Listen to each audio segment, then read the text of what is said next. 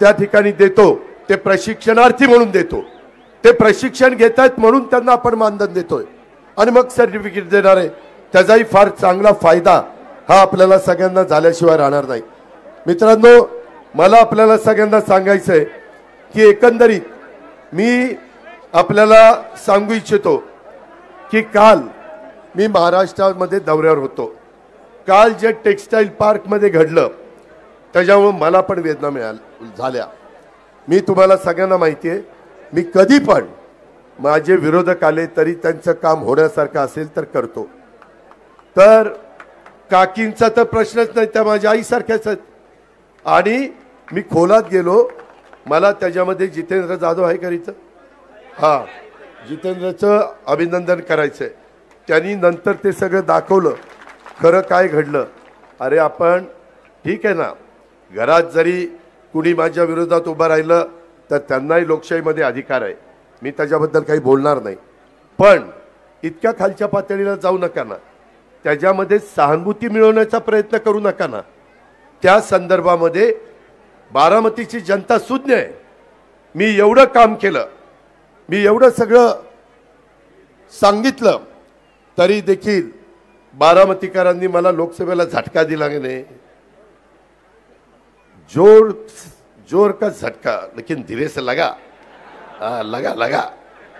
पण त्यावेळेस त्यांनी ठरवलं होतं सुप्रियाताईंना लोकसभेला आणि विधानसभेला दादा। आता ते ठरवलंय ते तसं करा।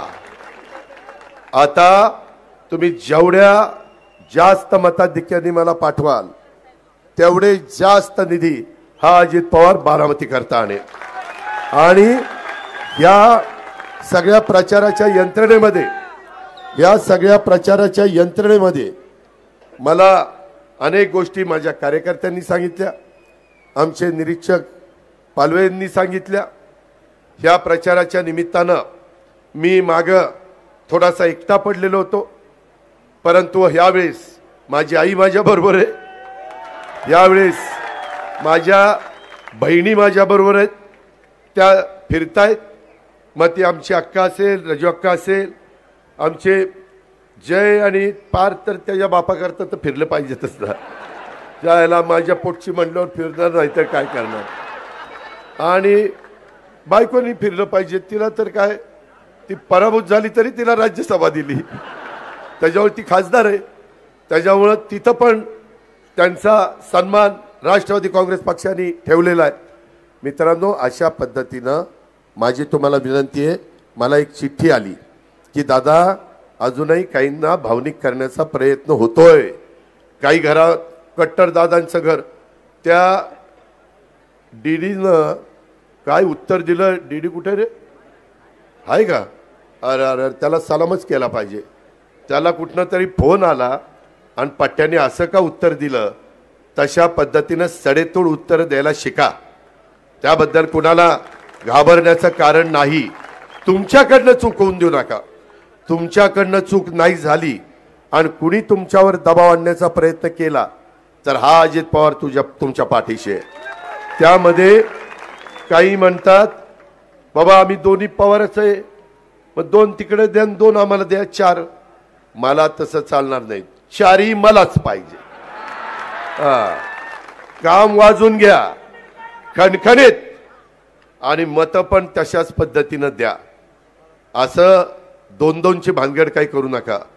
छोटं कुटुंब सुखी कुटुंब नको इथं आपल्याला, इथं भरपूर परिवार आपल्याला वाढवायचा आहे। बारामतीचा आणि चौदरवाडीचा आमचा यादवराव आला का, त्यांनी पण बरेचदा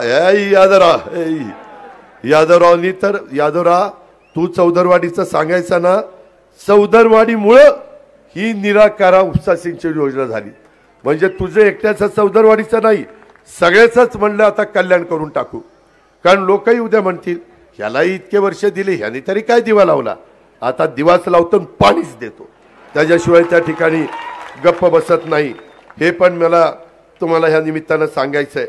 मला एवढंच या बाबतीमध्ये सांगायचं आहे की माझ्या बारामतीमध्ये 67 पासून 90 पर्यंत साहेब बघायचे, साहेबांच्या अनेक जीवाभावाचे सहकारी त्यावेळेस प्रचार करायचे त्याच्यामध्ये विनय अण्णा असतील, बिंदोरा तात्या गोफणे असतील, चंद्रराव अण्णा असतील, वसंत काका असतील, शिवाजीराव भोसले असतील, नारायण